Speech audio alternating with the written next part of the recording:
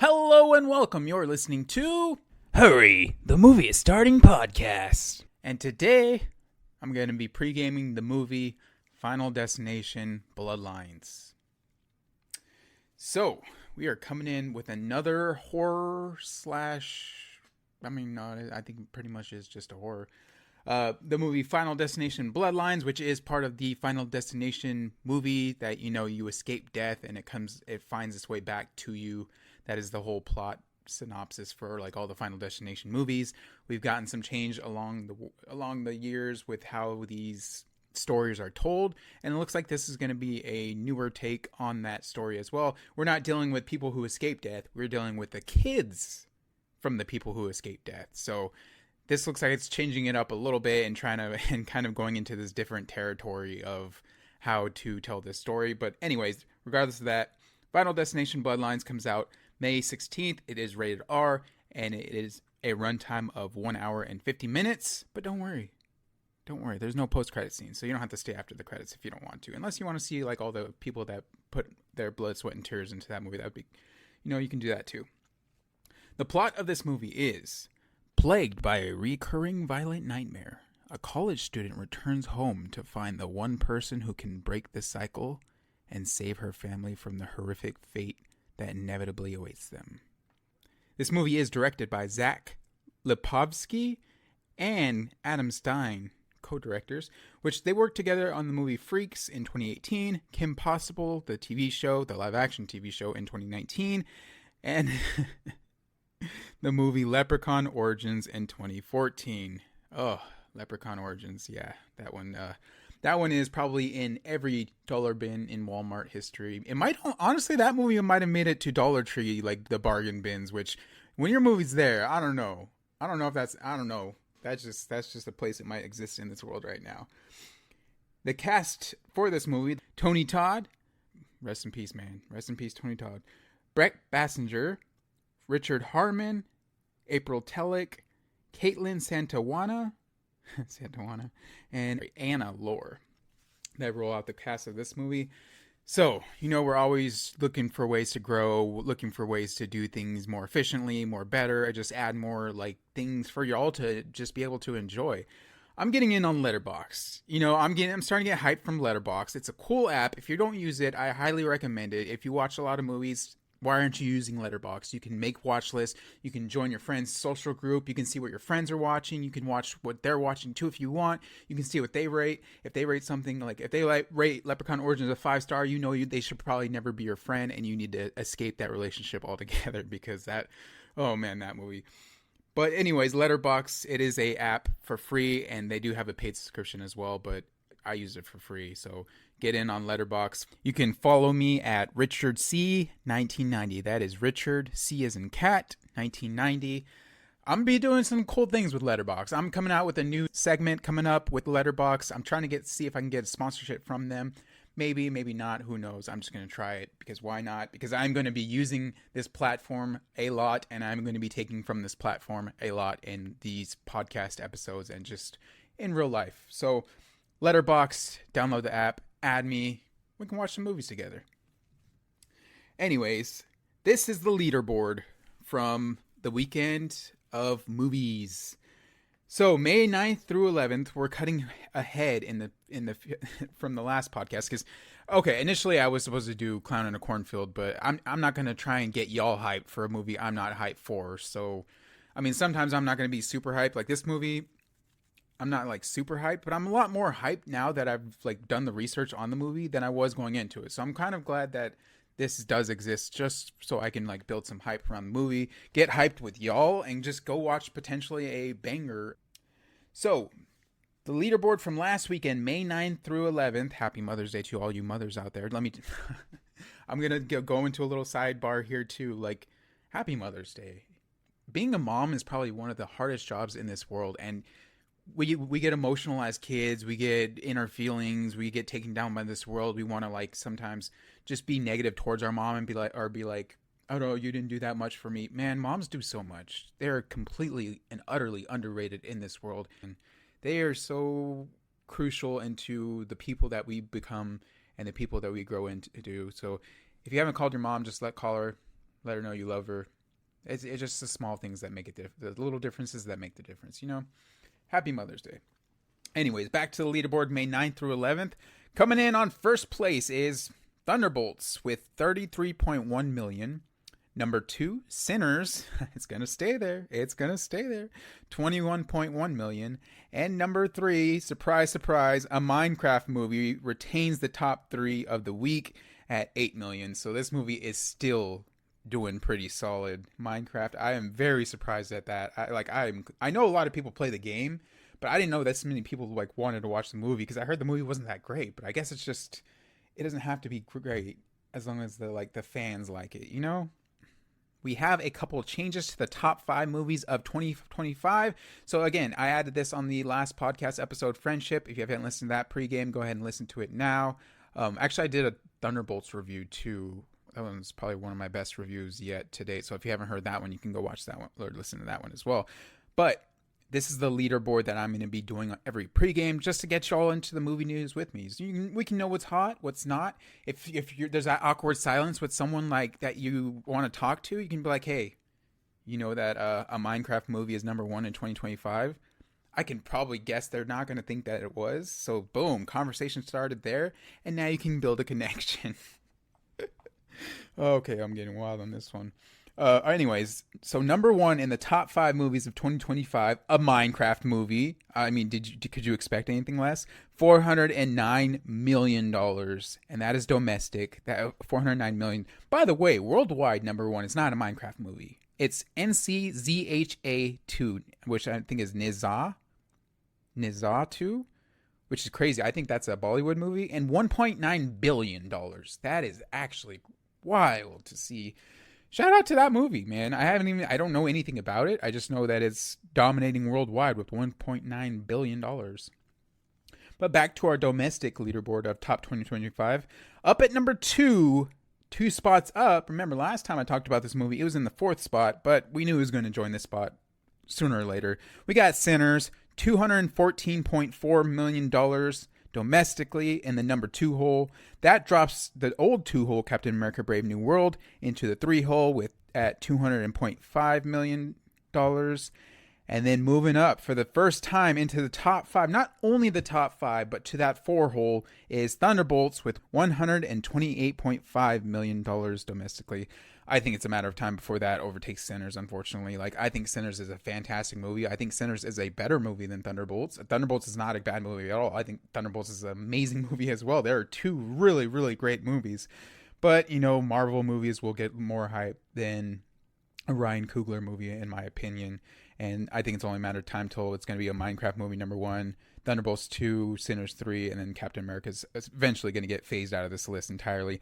But for now, the 5 hole, hanging on by a thread, former number 3, current number 5, Mufasa the Lion King drops down to the 5 spot. I already said that, but $126.4 million. $126.4 million. Yeah, that movie is just hanging on by a thread. It's not going to be there much longer. I honestly feel like How to Train Your Dragon, the live action movie, is going to just obliterate that if there's any hope for that movie reaching the top 5. And just rest in peace. Rest in peace to Dogman. You were in the top 5 for a solid minute, man. You were in the top 5 for a solid minute. I did not expect you to be there, and yet you were there. But rest in peace. You are now out of the top 5. And again, adding Letterboxd to the mix, I'm going to go with the top 3 most popular TV/movies on Letterboxd, which this week it happens to be 3 movies, which number 1, could you imagine is Thunderbolts? Would that surprise you if it was Thunderbolts? Well, I hope it doesn't, because it's Thunderbolts. Number 2, another surprise, you're going to have to sit down and get ready to prepare for this one, Sinners. And number 3, Conclave, which I actually haven't seen, but I see I see from the poster it's like a religious movie about the Pope. And we also had a passing of Pope this week, so rest in peace to that Pope. We have a new Pope now. I don't know anything about that because I'm not Catholic, but I mean, rest in peace to the Pope. And I wonder if that is the reason why this movie is trending, or if it's just a really solid movie. But I feel like those 2 happenings coincide together. And my watch with friends, which again, if you're my friend, or if I'm your friend on Letterboxd, you're gonna automatically update into this list of just popular movies from friends. And this week it so happens to be Django Unchained. So I guess I gotta go watch Django Unchained because it's popular with my friends. I mean, that's not a bad thing though. That's a great movie. So I'm going to be doing this too. I'm just going to grab the first popular movie from my friends and then watch it that week, just kind of to add some fun to it. So this week is Django Unchained. If y'all want to go watch a movie with me, go watch Django Unchained. It's a pretty solid movie. Pretty solid Quentin Tarantino movie. And has one of my favorite actors in it, Christoph Waltz. That dude is legendary. That dude, my goodness. The amount of talent that dude oozes. And that dude speaks so many languages too, so it's just wild. You can just, that dude's a great actor, and he's slowly becoming one of my top actors of all time. And that's going to finish us up from the leaderboard section, and we're going to hop right into fun facts. Number 1, this is the final film of actor Tony Todd before his death. He was reportedly in rough shape while filming, but he pushed through to reprise his iconic role as William Bloodworth. Let's just... if you could join me for a second. Moment of silence for Tony Todd.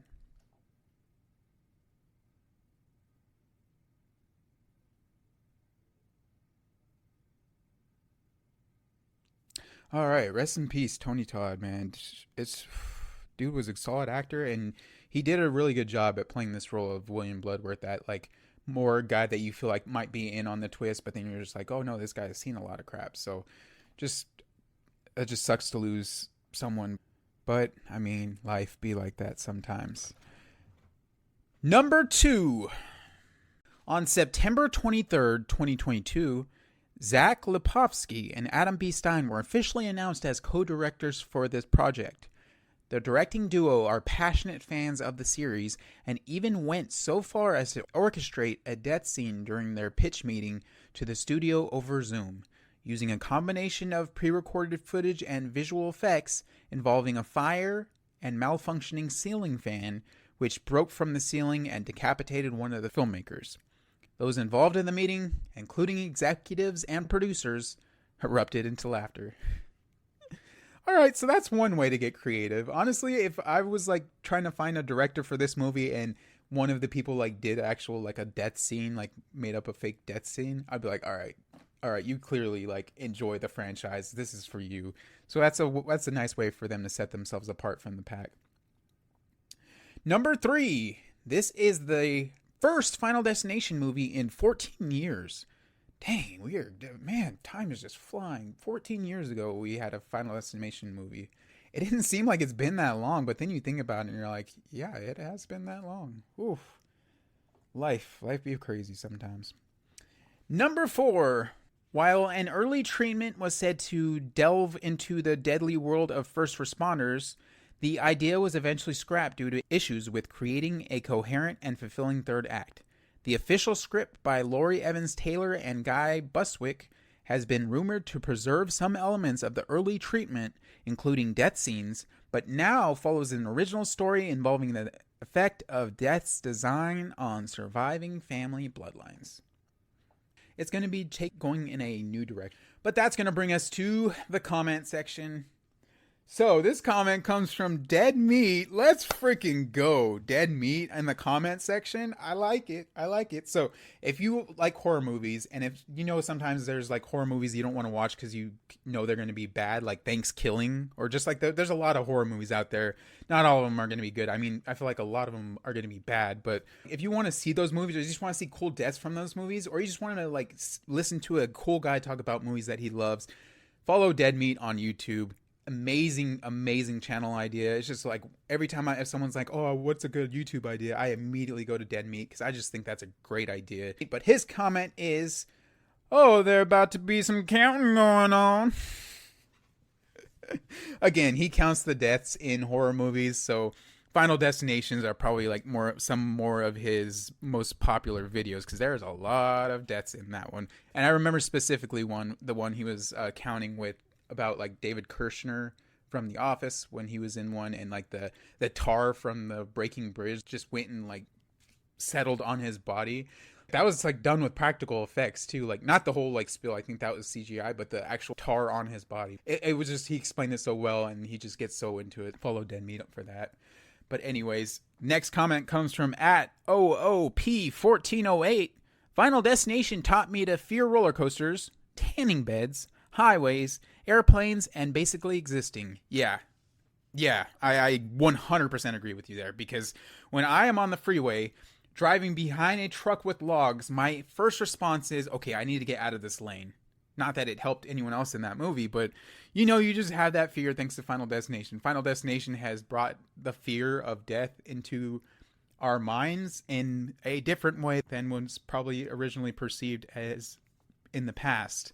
So shout out to Final Destination for for causing some trauma. I don't know if that's considered trauma, maybe not, but it's just iconic. Like tanning beds too. I would never tan personally. That's just my decision that I would make. But yeah, the idea of getting into one of those things and not having any control about like what goes on outside of the bed, I just can't do it.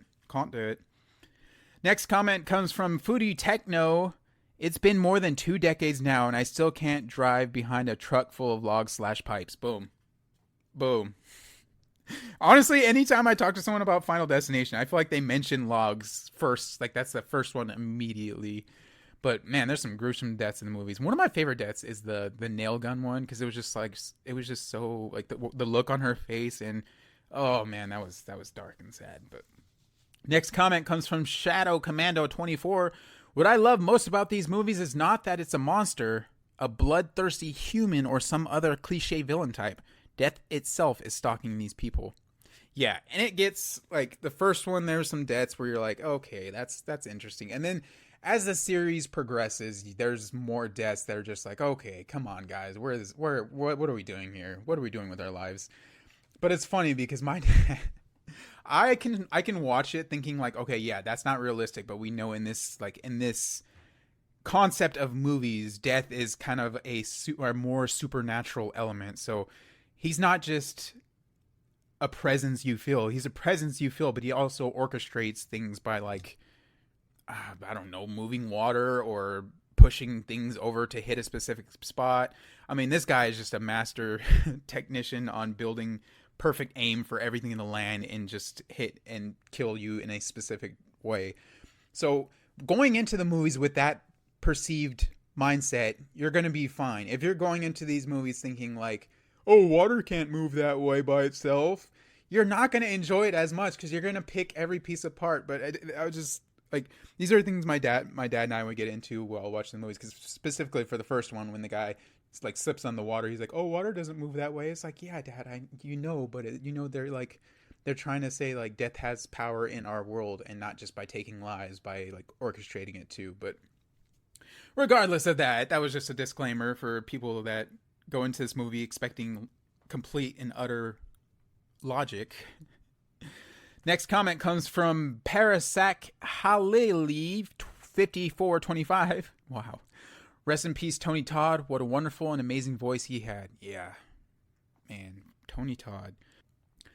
At Trey White 7903 says, dude, the glass and ice is such a succinct way to get under my skin. Laughing emoji. Kudos to the filmmakers. I'm checking all ice from now on. Yeah.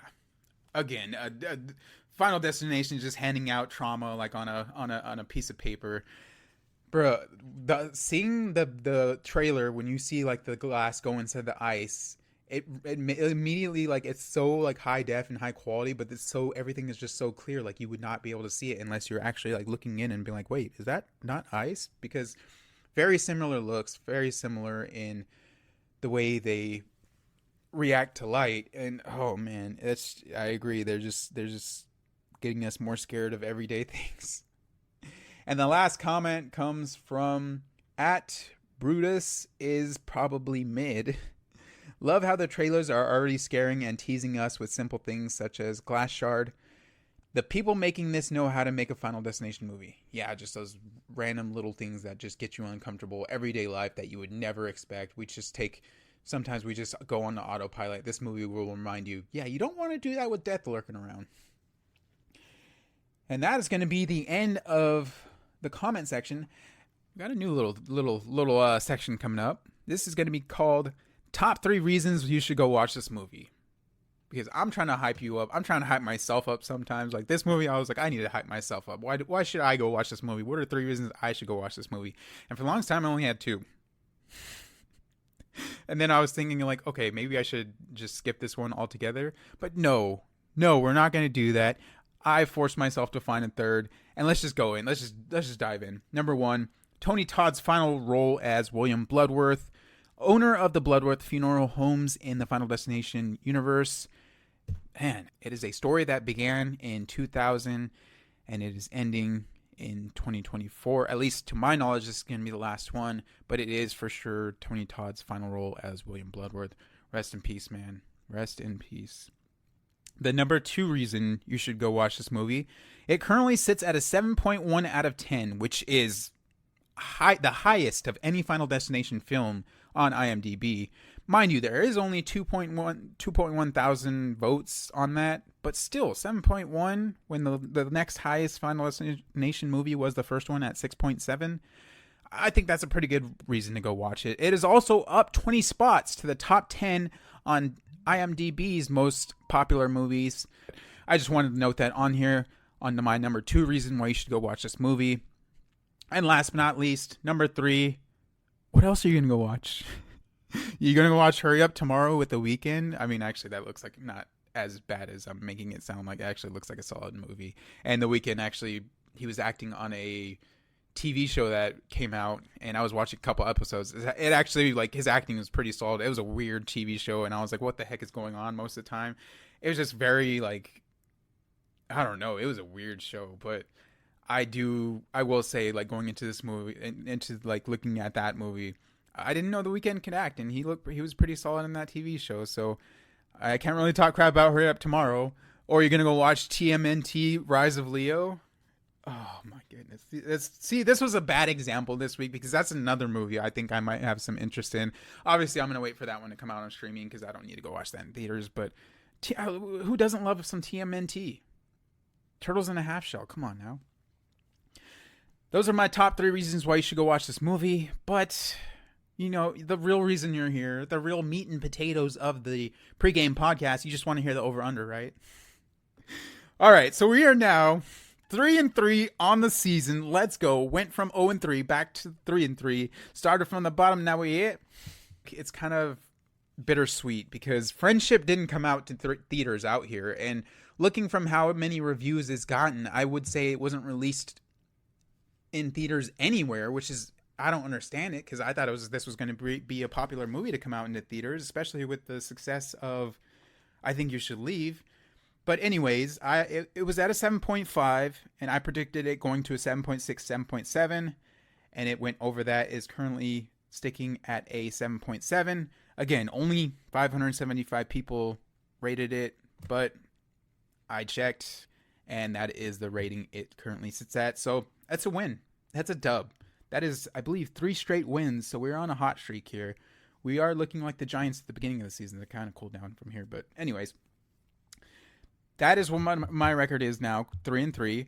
And this one was tough to draw a line, so I'm just going to use IMDb's line.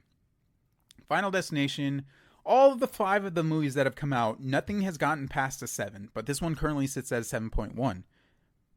Final Destination 1 was the highest at 6.7, and then when you look at this director, his highest was 6.7 with the movie Freaks. So this movie, with the current concept of the movie, has never, ever reached 7 in the history. I mean, it might have had one day and then changed like the next, because, you know, the people can go in and vote and rate these anytime they want. But in terms of this podcast and my limited knowledge, they have never gone over 7. So IMDb's line is currently at 7.1. I'm just going to go with the trends and say this is going to go under. We are not going to get a movie from Zach Lipovsky and Adam Stein to beat their career high of 6.7. I think they're going to get close. I think they're going to get like a 6.9, 6.8. But I don't think it's going to go over 7.1. So I'm going under 7.1 for the over-under. Well, you know what time it is. It's time for the final thoughts. Okay, like I said, when I saw this trailer, I was like, okay, Final Destination, nice. I'm down to go watch another movie because I've invested so much time of my life into watching these movies, and I do like it. I'm not gonna lie, my guilty pleasure is watching people getting killed in weird ways, just like the deaths and the blood and the weirdness and just the creative ways of having people die that hopefully we never ever have to see like in the real world. It's just something that I like to see. Like I like the Saw movies, I like the Hostel movies. I don't know, bloodshed is something I like in the horror movies. Not like over the top like Terrifier. I don't know. I tried with that one. I couldn't really do it. But this is my jam, and I was like, okay, I'm gonna watch this. Then after seeing the newest trailer, it's like, oh, your parents escaped death. That's why death is coming after you. At first, I was like, okay, that's stupid. I was like, so your parents escaped death, but rather than death going after them, maybe it did. Maybe we'll see in the movie. It skips over them. It's like, oh no, heck no, we're just gonna go take your kids instead, because kids are valuable. I thought that was extremely stupid. But now after like researching this and getting more into it and like looking about stuff about it online, I don't think it's going to be that great, but I do think it's going to be good to the people that like the concept. The people that are like the fans of Final Destination, I think we are just going to enjoy it. I think if you're going in for a deep, meaningful story that's going to leave you like Sinners or Thunderbolts, like, dang, that was insane. I didn't think that was going to happen. I think you are going to be a little disappointed on that aspect. But if you're going in thinking like, oh, there's no way they can like have a new kill that I haven't already like seen before, I think you're going to be pleasantly surprised. You're going to see some new creative ways of death. I think the directors of this movie are coming in as fans, so I think they're going to pay homage to it. So I think the fans of this movie will get some like payoff for their 14 years of waiting for a new Final Destination movie. So those are my final thoughts. It is slowly like was like if I could verbalize my feelings of like how likely I am to watch this movie, that's how it would sound. I'm definitely gonna go watch this movie in theaters. Will it be worth a podcast rating video? I don't know, but I'm hoping it will be. I think it's going to be solid. I think it's going to pay homage to us fans. And I just think that if you're going in expecting anything other than Final Destination movie, you're not going to like it. So yeah, those are my final thoughts on Final Destination Bloodlines. I would love to hear what y'all think about it. I'll post something in the Facebook group. Let's get some talks about it. Let's see if y'all are going to go watch this movie, what you think about it, or what's your favorite death? What is your favorite death from any Final Destination movie? Mine, and it could be an actual death or even like a vision of a death. But I think mine number one, it's a tie between the dude with a nail gun accidentally getting his girlfriend in the face. Or I think she shot her. She didn't shoot her face. It was like on the rail or something like that, where she got like 3 nails in the face with her hand right in front. Oh, that was brutal. That is very memorable. You can't forget about the log one, of course, but the stoner getting cut in half by the fence, that one was always like, damn, I gotta rewind it and see this again, and just like take in every little bit of detail from that scene. I know a lot of people that are like, oh, that looks so dumb and fake, but that was one of my top kills from the series. So I'm interested to hear yours. I'll put that on Facebook. What's your top Final Destination kill moment? And let's just get some community going on here, because I want to hear from y'all. Let's get talking about some stuff. That's going to be the end of the podcast. I appreciate you for listening in. Oh man, today's one of those days where you have a lot on your mind, so it's kind of hard to articulate words. I feel like this episode was kind of dealing with that a little bit, but we got through it. I appreciate y'all for listening. I appreciate everyone in this world. Go tell your mom you appreciate them if you do. God bless y'all. I love you, and thank you so much for listening to my podcast. Have a good day, and don't forget, hurry, the movie is starting.